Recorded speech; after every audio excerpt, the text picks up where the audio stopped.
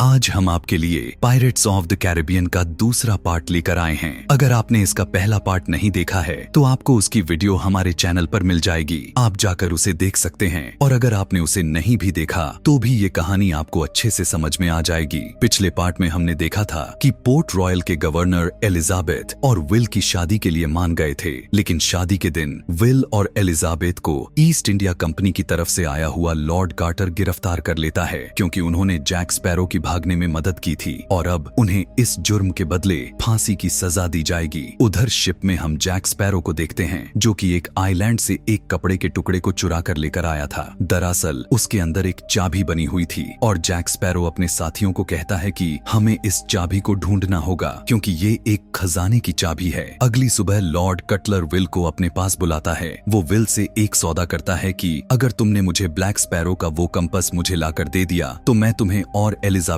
को आजाद कर दूंगा, और विल भी इस सौदे के लिए हाँ कर देता है। एक दिन ब्लैक पर्ल जहाज में स्पैरो अपने पुराने साथी बूटस्ट्रैप यानी कि विल के डैड से मिलता है, जो कि अभी भी जिंदा था। दरअसल वो जिंदा इसलिए है क्योंकि आज से 13 साल पहले उसने और जैक स्पैरो ने समुंदर के एक शैतान डेवी जोन्स के साथ एक सौदा किया था, जिस सौदे में डेवी जोन्स ने ब्लैक पर्ल जहाज को समुंदर की गहराई से बाहर निकाला था और जैक स्पैरो ने भी उसे वादा किया था कि 13 साल तक उस जहाज का कप्तान रहने के बाद वो उसकी गुलामी करेगा। और अब 13 साल पूरे हो गए हैं। बूटस्ट्रैप जैक स्पैरो को फिर से डेवी जोन्स के पास आने के लिए कहता है और उसके हाथ पर एक निशान बना दिया, जिससे कि अगर वो उसके पास नहीं आया तो डेवी जोन्स का एक खतरनाक पानी का दानव उसे मार देगा। इसके बाद जैक स्पैरो जल्दी से अपने साथियों को अपनी जहाज को वहां से दूर ले जाने के लिए बोलता है कि तभी वही बरबोसा का बंदर उसकी टोपी को समंदर में फेंक देता है। अगले दिन उस टोपी को एक दूसरी कश्ती में मौजूद लोग उठा लेते हैं कि तभी वहां पर डेवी का वो दानव आकर उनकी कश्ती को पानी में ले जाता है। दूसरी तरफ हमें विल को दिखाया जाता है, जो कि एक अनजान टापू पर आ गया था जहां पर ब्लैक पर्ल जहाज मौजूद था। जैसे ही विल उस टापू के और अंदर गया, वहां के आदिवासी लोग उसे पकड़कर अपने कबीले में ले गए। वहां पर विल देखता है कि जैक स्पैरो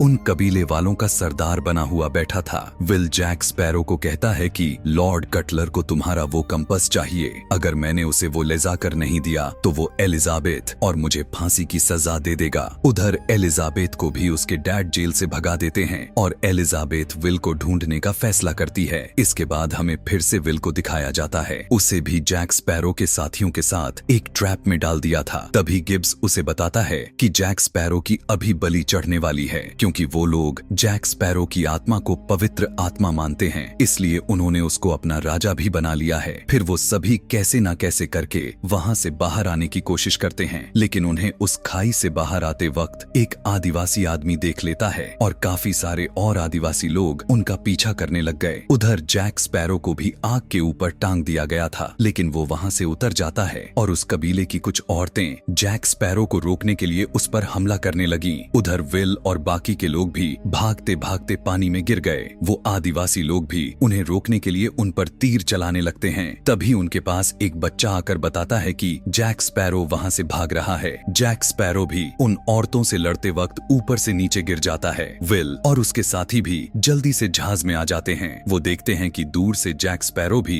उनकी तरफ भागता हुआ आ रहा था, जिसके पीछे काफी सारे आदिवासी लोग लगे हुए थे, लेकिन उनसे बचकर जैक स्पैरो ब्लैक पर्ल जहाज में आ जाता है। उसी वक्त विल जैक स्पैरो को कहता है कि तुम मुझे अपना कंपास दे दो ताकि मैं एलिजाबेथ की जान बचा सकूं। ये सुनकर जैक स्पैरो अपने पास रखे उसी चाबी वाले कपड़े को दिखाता है और विल से कहता है कि तुम मेरे साथ इसे ढूंढने की मदद करो, इस चाबी के मिलते ही मैं तुम्हें मेरा कंपास दे दूंगा। विल भी जैक स्पैरो की बातें मान लेता है।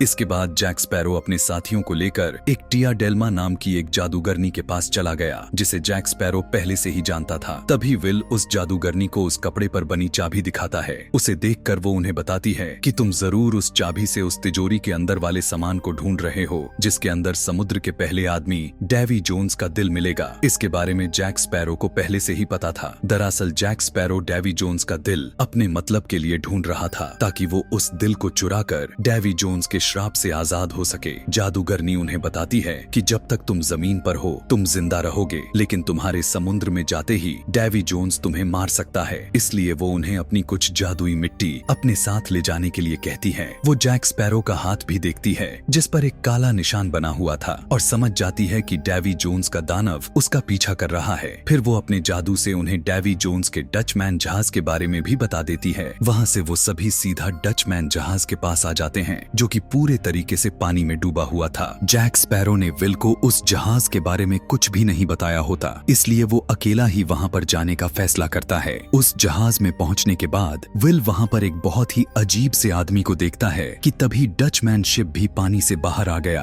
तभी विल पर बहुत ही अजीब से दिखने वाले लोग हमला कर देते हैं और उस जहाज में मौजूद सभी लोगों को बंदी बना लेते हैं। उस वक्त डेवी जोन्स भी वहाँ पर आ गया जो कि दिखने में बहुत ही ज्यादा अजीब था। विल उसे कहता है कि मुझे यहाँ पर जैक स्पैरो ने एक चाबी लेने के लिए भेजा है। ये सुनते ही डेवी जोन्स भी जैक स्पैरो की जहाज पर अपनी जादुई शक्तियों से आ जाता है। डेवी जोन्स जैक स्पैरो को कहता है कि हमारे उस सौदे का टाइम खत्म हो गया है, अब तुम्हें मेरा गुलाम बनना होगा। ये सुनकर जैक स्पैरो कहता है कि आखिर तुम्हें मेरे बदले कितने आदमी चाहिए? डेवी जोन्स कहता है कि मुझे पूरे 99 लोग चाहिए क्योंकि मैं विल को भी मेरे गुलाम के तौर पर रख रहा हूँ। जैक स्पैरो भी उसकी बात को मान लेता है। जाते वक्त डेवी जोन्स उसके हाथ के उस काले निशान को भी मिटा देता है। उसे सिर्फ 3 दिन का वक्त देकर वो उसे वहाँ से भेज देता है। उधर जैक स्पैरो उन आदमियों को ढूंढने के लिए टोर्टुगा चला गया, लेकिन उन्हें वहाँ पर सिर्फ और सिर्फ 4 आदमी ही मिलते हैं। उसी वक्त वहाँ पर जैक स्पैरो को ढूंढते हुए नॉरिंगटन भी आ गया था। दरअसल जैक स्पैरो को छोड़ने के गुनाह में उसे भी अपने पद से हटा दिया गया था और अब उसकी हालत बहुत ही ज्यादा खराब हो गई थी। दूसरी तरफ डचमैन जहाज में विल को उसके डैड बूटस्ट्रैप टर्नर मिल जाते हैं। उस वक्त विल उन्हें वही कपड़ा दिखाता है जिसके ऊपर वो चाबी बनी हुई थी, लेकिन उसके बारे में उसे कुछ भी पता नहीं था। पर तभी वहाँ पर मौजूद एक अजीब सा दिखने वाला आदमी विल को बताता है कि इस चाबी से एक तिजोरी खुलेगी और वो चाबी डेवी जोन्स के पास है। फिर हम एलिजाबेथ को देखते हैं जो कि जैक स्पैरो को ढूंढ ही लेती है। वो जैक स्पैरो से पूछती है कि आखिर विल वहाँ पर है क्योंकि वो तुम्हें ढूंढने के लिए आया था, जिस पर जैक स्पैरो बताता है कि विल तो डेवी जोन्स के जहाज पर है और अगर तुम्हें उसे वहाँ से आजाद करवाना है तो तुम्हें डेवी जोन्स की एक तिजोरी ढूंढनी होगी, तभी तुम डेवी जोन्स से उस तिजोरी के बदले सौदा करके विल को उससे आजाद करवा सकती हो। दरअसल जैक स्पैरो एलिजाबेथ को ऐसा इसलिए बोल रहा था क्योंकि अभी तक उसके कंपस ने उसे उस जगह की सही दिशा नहीं बताई थी, क्योंकि ये कंपस उन्हीं को सही दिशा बताता है जो सच में वहाँ पर जाना चाहता है। लेकिन जैक स्पैरो अंदर से वहाँ पर नहीं जाना चाहता था, पर एलिजाबेथ की वहाँ पर जाने की इच्छा काफी ज्यादा थी, इसलिए जैक स्पैरो उसके हाथ में वो कंपस रख देता है जिससे कि उन्हें उस तिजोरी की दिशा भी पता लग जाती है। डचमैन जहाज में कुछ लोग अपनी आजादी पर दाव लगा रहे थे कि तभी विल भी डेवी जोन्स के साथ खेलने के लिए अपनी जिंदगी पर दाव लगा देता है। लेकिन अगर इस खेल में विल जीता तो डेवी जोन्स को अपनी चाबी उसे देनी होगी। डेवी जोन्स भी मान जाता और अपने पास रखी उस चाबी को विल को दिखा देता है। बूटस्ट्रैप को भी पता था कि विल इस खेल में हार जाएगा, इसलिए वो भी अपनी उम्र भर गुलामी का सौदा कर लेता है। खेल के आखिर तक विल और उसके डैड हार रहे थे, इसलिए बूटस्ट्रैप डेवी को भटकाने की कोशिश करता है, लेकिन डेवी जोन्स उनकी इस चालाकी को पकड़ लेता है। अब क्योंकि विल को चाबी के बारे में पता चल गया था, इसलिए वो रात में डेवी जोन्स के पास जाकर उसे चुरा लेता है। जाते वक्त विल अपने डैड से वादा करता है कि मैं आपको भी एक दिन डेवी जोन्स की गुलामी से जरूर आजाद करवाऊंगा, और इतना कहने के बाद वो वहाँ से चला गया। उधर एलिजाबेथ जैक स्पैरो को कुछ दस्तावेज दिखाती है जिसके अंदर लिखा हुआ था कि अगर जैक स्पैरो पोर्ट रॉयल पर आएगा तो लॉर्ड कटलर उसे ईस्ट इंडिया कंपनी के अंदर नौकरी दे देगा। और उनको ये भी समझ में आ जाता है कि वो जैक स्पैरो का कंपस इसलिए चाहता है ताकि वो उसे लेकर उस तिजोरी को ढूंढकर डेवी जोन्स को खत्म कर दे और इस पूरे समंदर पर राज करे। इसके बाद विल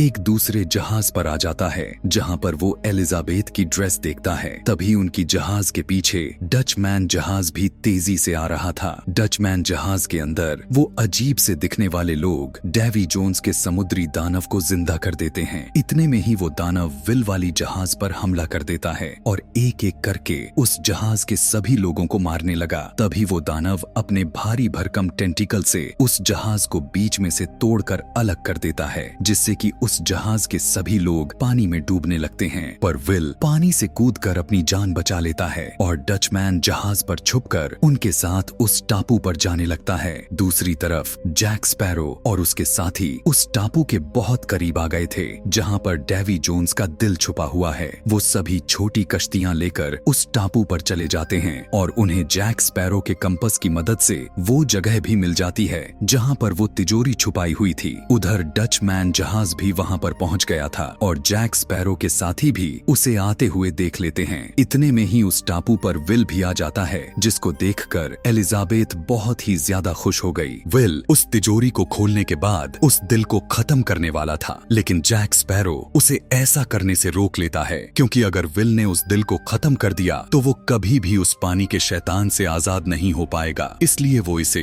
डेवी जोन्स को देना चाहता था। पर तभी नोरिंगटन भी विल पर अपनी तलवार को तान देता है, क्योंकि वो इस दिल को लेकर लॉर्ड कटलर को देना चाहता था, जिससे कि वो पोर्ट रॉयल में फिर से अपना ओहदा वापस ले सके। अब तीनों एक दूसरे से उस तिजोरी की चाबी लेने की कोशिश करने लगते हैं और लड़ते लड़ते एक पुराने किले में चले गए और लड़ते हुए वो एक बड़े सी घंटी से टकरा जाते हैं, जिससे वो बजने लगती है। उधर पानी से निकलकर डेवी जोन्स के लोग भी उस टापू पर आ जाते हैं, लेकिन उन्हें वहां पर कोई भी तिजोरी नहीं मिलती। लेकिन वो उस घंटी को सुनकर उस किले की तरफ चले गए। दूसरी तरफ उस तिजोरी को दो लोग चोरी करके लेकर जा रहे थे कि तभी एलिजाबेथ भी उन्हें रोक लेती है, लेकिन एलिजाबेथ के पास अपनी बंदूक नहीं होती। ये देखकर वो लुटेरे उस पर हमला करने ही वाले थे कि तभी वो अजीब से दिखने वाले समुद्री लोग उन्हें मारने के लिए वहां पर आ जाते हैं। उन्हें देखकर एलिजाबेथ और वो दोनों लुटेरे उस तिजोरी को लेकर भागने लगे, लेकिन तभी उन दोनों के हाथ वाली तिजोरी एक पेड़ के टकराने से वहीं पर गिर जाती है और वो समुद्री लोग उन पर हमला करने लगते हैं। इस बात का फायदा उठाकर एक समुद्री आदमी उस तिजोरी को लेकर वहां से जा ही रहा था कि तभी उसे जाते वक्त जैक स्पैरो देख लेता है और वो अपने पास पड़ा एक नारियल से उसके सिर पर मारता है, जिससे कि उस आदमी के हाथों से वो तिजोरी गिर गई। जैक स्पैरो जल्दी अपने पास रखी उस चाबी से डेवी जोन्स का दिल निकालकर अपने पास रख लेता है और वहां से अपनी कश्ती में ले जाकर उसे मिट्टी वाले डब्बे में डाल देता है, जो कि उसे उस जादूगरनी ने दिया था। तभी वहां पर विल और नोरिंगटन भी आ जाते हैं और उन सभी को उन समुद्री आदमियों ने चारों तरफ से घेर लिया। उस वक्त नोरिंगटन उस बक्से को लेकर वहां से भाग जाता है और जैक स्पैरो और बाकी के लोगों को कहता है कि कोई भी उसे बचाने के लिए ना आए। उसके पीछे पीछे वो सभी समुद्री आदमी भी भागने लगते हैं। थोड़ी ही दूर जाने के बाद उन समुद्री आदमियों ने नोरिंगटन को पकड़ लिया, पर नोरिंगटन उन्हें वो तिजोरी देकर वहां से भाग जाता है। अब क्योंकि उन समुद्री आदमियों को तिजोरी मिल गई थी, इसलिए वो उसका पीछा नहीं करते और उस तिजोरी को लेकर वहां से चले जाते हैं। सभी लोग फिर से ब्लैक पर्ल जहाज के अंदर आकर बहुत ही ज्यादा खुश थे, लेकिन तभी उनके सामने पानी से निकलकर डचमैन जहाज भी आ जाता और वो उनके जहाज की तरफ हमला कर देते हैं। लेकिन ब्लैक पर्ल जहाज बहुत ही ज्यादा तेज थी, इसलिए वो डचमैन जहाज से काफी दूर निकल गए। पर तभी उनकी जहाज पर डेवी जोन्स का वो दानव हमला कर देता है। उसे देखकर विल सभी को उस पर तोप से हमला करने के लिए कहता है, जिससे कि वो दानव काफी ज्यादा जख्मी हो गया और कुछ वक्त के लिए शांत हो जाता है। लेकिन थोड़ी ही देर बाद वो फिर से ब्लैक पर्ल जहाज पर हमला करने लगा। इस वक्त विल अपने सभी साथियों को उस जहाज की सारी शराब को एक जगह पर इकट्ठा करने के लिए कहता है और उस दानव के पास आते ही वो उस शराब पर गोली मारकर उसे ब्लास्ट कर देते हैं, जिसकी वजह से वो दानव और भी ज्यादा जख्मी हो गया था और फिर से पानी में चला गया। अब ब्लैक पर्ल के सभी लोगों को पता था कि वो दानव इस जहाज पर फिर से हमला जरूर करेगा, इसलिए वो जहाज को छोड़ने का फैसला करते हैं। लेकिन एलिजाबेथ बहुत ही चालाकी से जैक स्पैरो का हाथ उसी जहाज में बांध देती है, क्योंकि अगर वो उनके साथ गया तो उसके साथ साथ वो लोग भी मारे जाएंगे। उनके जाने के बाद जैक स्पैरो अपना हाथों को खोल लेता है, लेकिन तभी उसके पीछे वाली डेवी जोन्स का भेजा हुआ दानव भी आ गया था। लेकिन जैक स्पैरो भी